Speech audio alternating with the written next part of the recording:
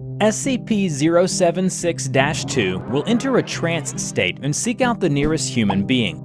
Upon coming into contact with living humans, he will enter a rage state in which it attempts to engage and kill all human beings encountered. To date, only his death has been shown to be effective in ending these rampages.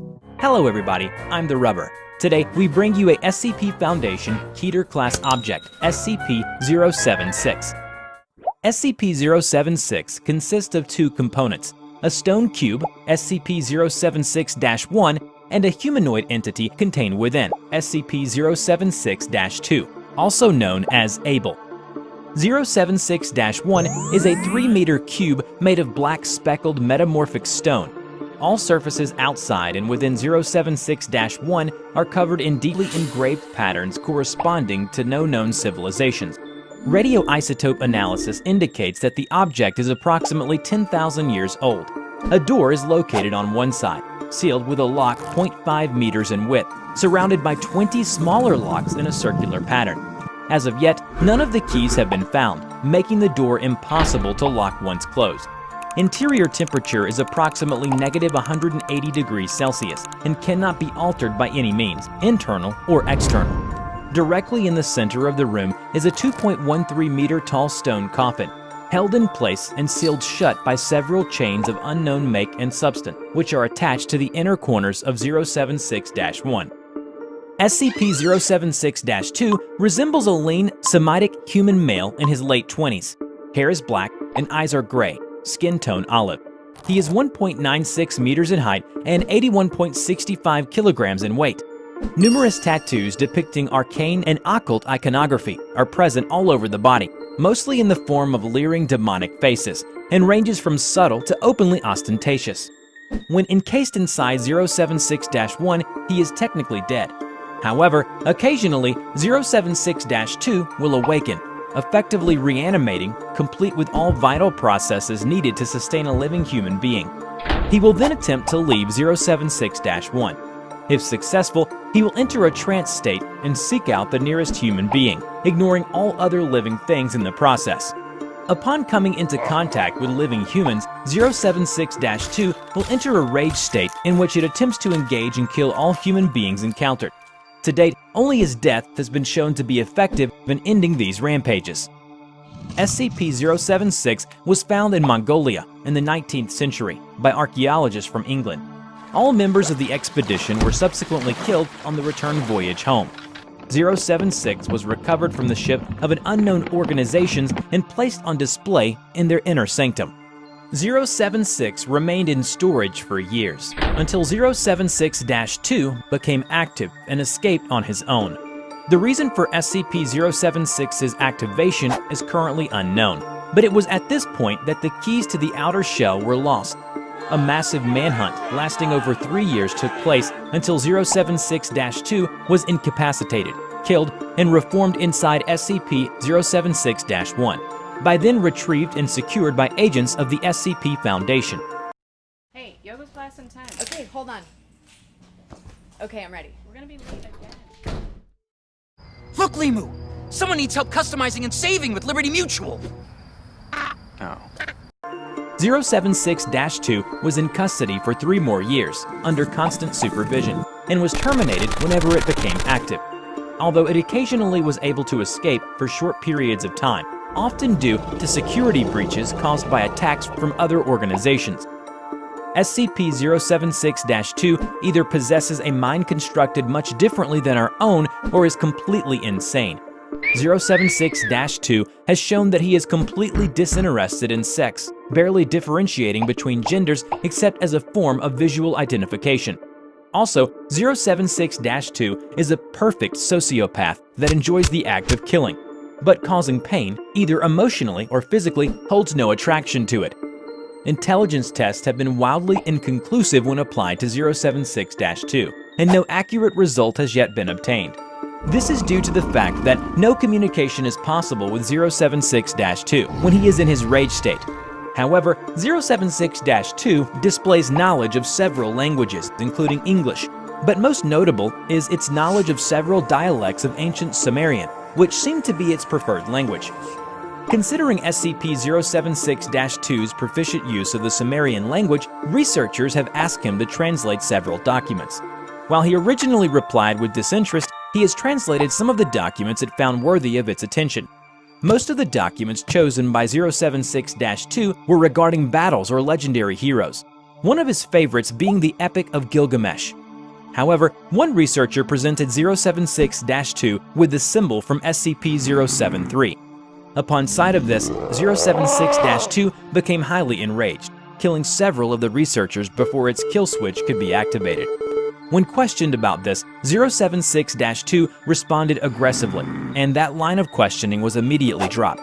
It is recommended anything pertaining to SCP-073 never be brought to the attention of SCP-076-2, and that the two are never to be in the same facility. Terminating 076-2 is often problematic due to its significant physical abilities. 076-2 has superhuman strength and speed, and although not invulnerable, he has shown a remarkable ability to ignore pain and shock, pressing on despite what would be debilitating wounds in normal humans. Prior encounters have shown that SCP-076-2 has the ability to rip through a reinforced steel security door over the course of 4 minutes of sustained assault. He could take multiple 50 caliber BMG rounds to the head and survive for several minutes to continue killing, despite severe damage to the cerebellum. He could also swat handgun and assault rifle caliber bullets out of the air with a length of steel rebar. Foundation's personnel have also seen him cleared over 64 meters of distance in under 3 seconds, and survived for over 1 hour deprived of oxygen before finally asphyxiating. SCP-076-2's most unusual ability, however, is his ability to apparently materialize bladed weapons out of nowhere. Slow-motion video footage reveals that the blades in question are actually pulled from a miniature dimensional rift described as a small hole in space. Where this portal led is unknown, as is how 076-2 can generate said rifts. Footage of the blades in question shows them to be made out of a completely non-reflective black material appearing as a black void in space. As the blades rapidly vanish after leaving the subject's possession, no structural analysis is possible at this time. However, having superhuman ability doesn't make him indestructible. 076-2 has effectively been killed several times in various manners, such as sustained fire from multiple heavy caliber machine guns, asphyxiation, crushed beneath a 13.6 metric ton piece of elevator equipment, and cremation through the use of a Thermate TH-3 grenade placed directly inside SCP-076-2's open chest cavity. Upon death, 076-2's remains will putrefy rapidly until reduced to dust. 076-1 and the coffin within will then slam shut with great force, and the lock will rotate, sealing it shut. 076-2 will then reform within the coffin. This process takes anywhere from 6 hours to 25 years. 076-2 has nothing but contempt for human beings, with one exception. He seems to hold a wary respect for those it acknowledges as its superior.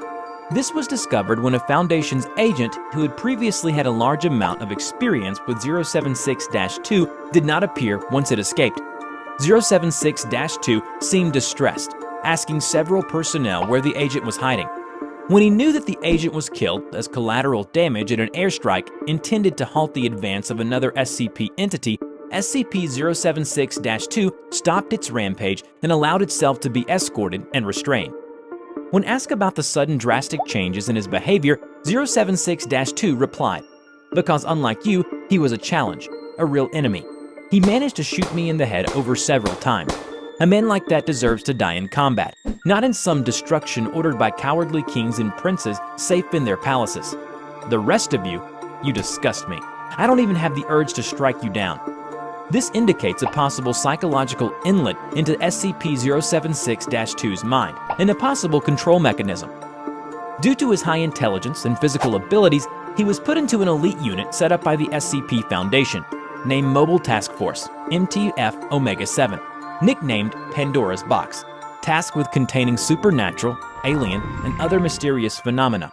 076-2 was the leader of this task force, and members of the team personally selected from elite field agents by 076-2 himself, In order to maintain a smooth relationship between the artifact and the mundane elements of the task force, 076-2 must wear a device attached to the neck that, if triggered or tampered with, will immediately detonate, terminating 076-2 by way of complete destruction of the spinal cord, trachea, and all major blood vessels in the neck. A tracking device also has been attached to 076-2. It was to refrain from killing unless ordered to do so and to avoid causing damage to the organization's facilities. Team members must be armed and equipped in accordance with MTF doctrine, as 076-2 has shown no inclination to use firearms, or in fact, no understanding of their use or tactical implications. He was instead to be armed with one or more edged melee weapons of his choice. In a Project Omega-7's report, SCP-105 had been accepted into Mobile Task Force Omega-7, having beaten 076-2 in a contest to see which of the two could activate several devices, each spaced over a mile away from each other and the starting point. SCP-105 managed to score significantly higher than 076-2 by using her inherent abilities to her advantage. 076-2 ceded defeat and allowed her entry into the group.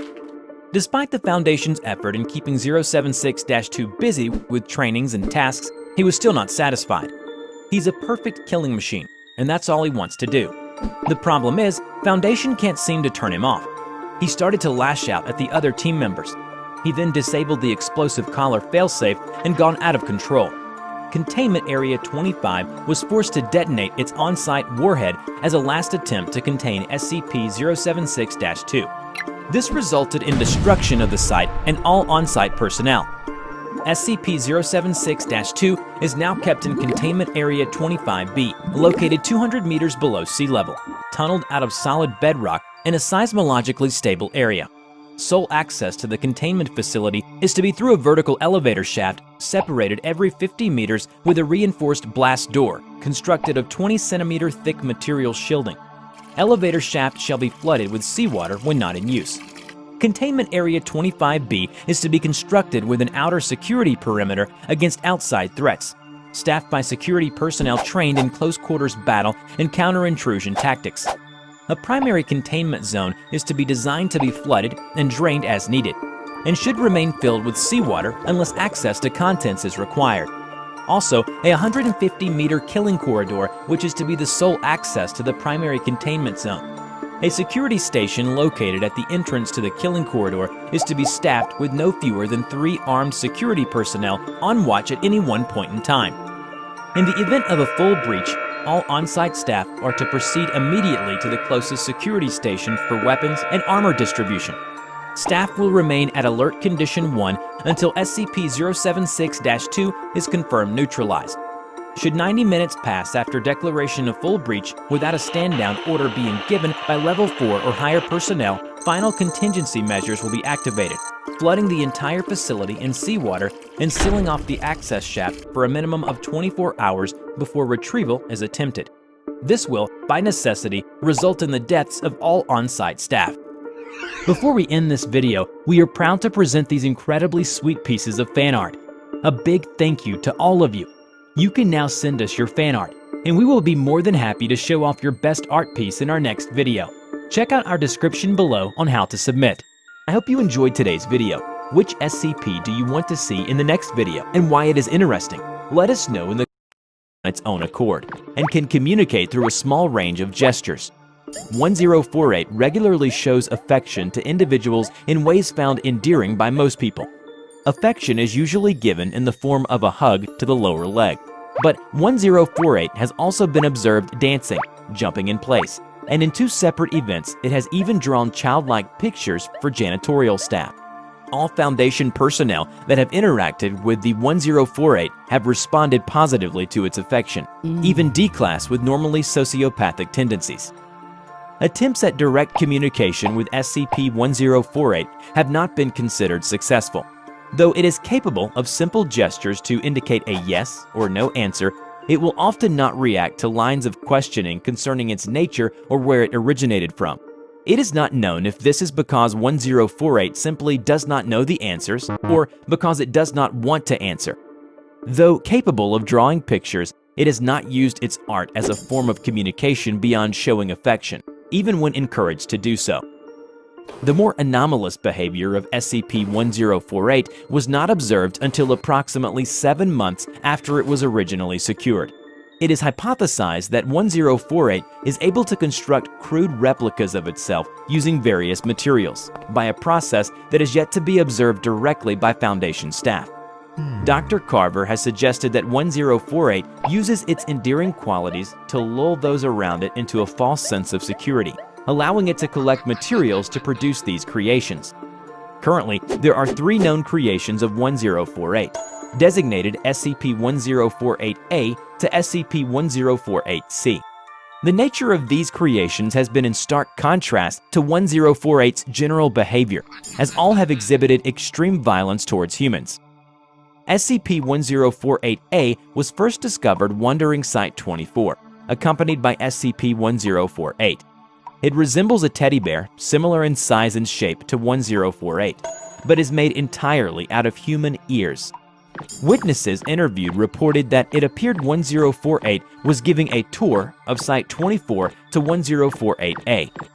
Dr. Carver was called to the scene, along with a security team. The security team arrived first and attempted to contain 1048-A. 1048-A emitted a high-pitched shriek that inflicted intense pain in the eyes and ears of everyone in a 10-meter radius.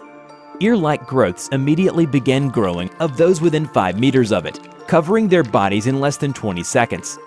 Every person afflicted with this symptom died within 3 minutes, resulting in the death of the entire security team. Autopsies revealed the cause of death to be asphyxiation, caused by an abundance of the ear-like growths manifesting in the mouths and trachea of all victims. 1048 and 1048-A fled the scene before Dr. Carver arrived, and have not been contained since the incident, though sightings of both have been reported on multiple occasions.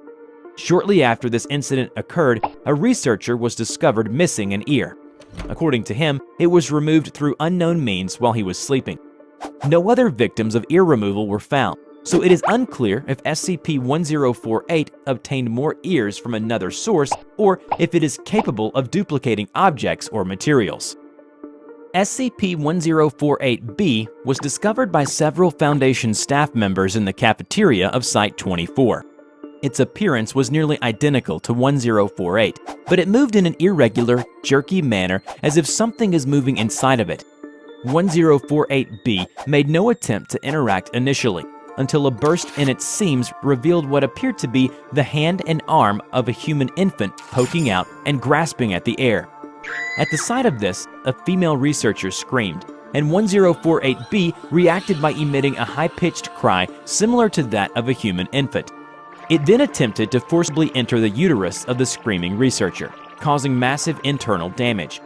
In the ensuing chaos, a security team was forced to contain and incinerate both the researcher and 1048-B. Approximately 3 hours after this incident, a Foundation's doctor was found unconscious and bleeding in her office. An abortion had been performed on her while she was sleeping, and the 8-month-old fetus was never found. It is hypothesized that 1048 used the doctor's unborn child to create 1048-B. Information regarding the possible origin of 1048-B is not to be leaked to the survivors currently undergoing